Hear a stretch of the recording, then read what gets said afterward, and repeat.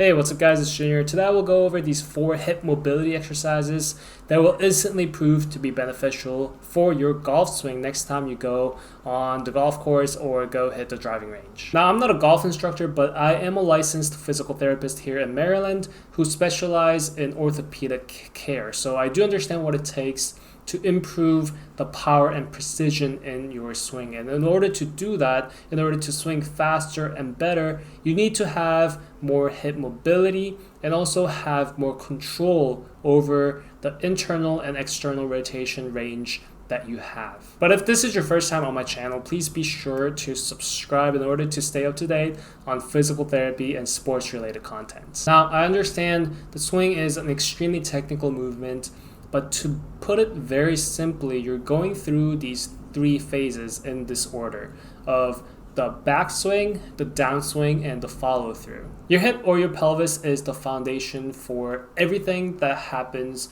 above it and below it. It really sets the tone for your performance in your swing. And so if we can find the right exercises to improve your hip mobility and for you to gain full control over that range of motion, I guarantee you that you'll be able to swing with more power and more precision. There's only really 2 ways the hip rotates. It rotates inward and it rotates outward.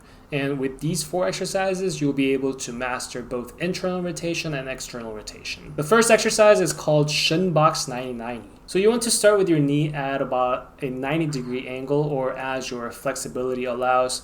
And the whole point of this exercise is to swing your legs to the other side. And you'll notice one hip goes through internal rotation as you swing to one side, and the other hip goes into external rotation. It's going to be tempting to want to switch back and forth fast, but remember the whole point of this exercise is to gain mobility and control over that range, not to cheat using momentum. And so it's important to have your bottom stuck to the ground. And if you're a first timer and this is too difficult for you, you can always start by leaning backward. This will give your leg more space to turn back and forth.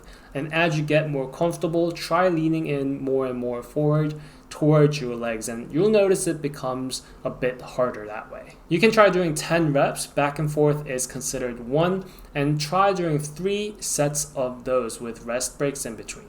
Now with the second exercise, we're gonna advance the first exercise that we did, and we're actually gonna work on getting up from the ground using hip extension and our glute muscles. Hip extension becomes a crucial part of the swing in the downswing and the follow through phase. And so it's important to work on the glute strength as well. All right, so your setup is exactly the same here, but you're squeezing your bottom at the top of the movement to bring your bottom off the ground.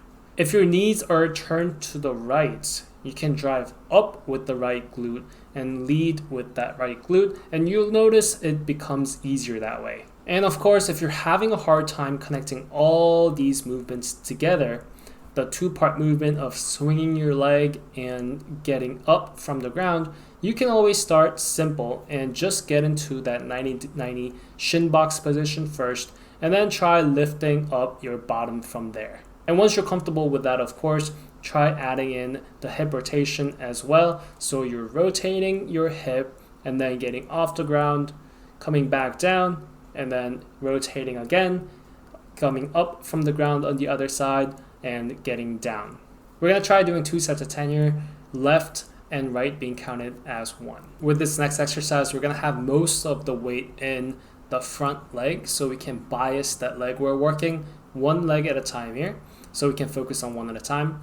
And what we're gonna do is hinge at the hip slightly, just like we would hinge getting ready for a swing. In this position, think about going through the backswing and continue to the downswing and the follow through, just like how you would in an actual swing, and try to own that range that you have. You might also feel your foot working really hard to keep you balanced, and that's just part of this exercise. It's your foot just trying to help you keep balanced and stable. And as you get more comfortable, try going slow in the backswing phase and try exploding fast through the downswing and continue on to the follow through to replicate your actual swing and your pace.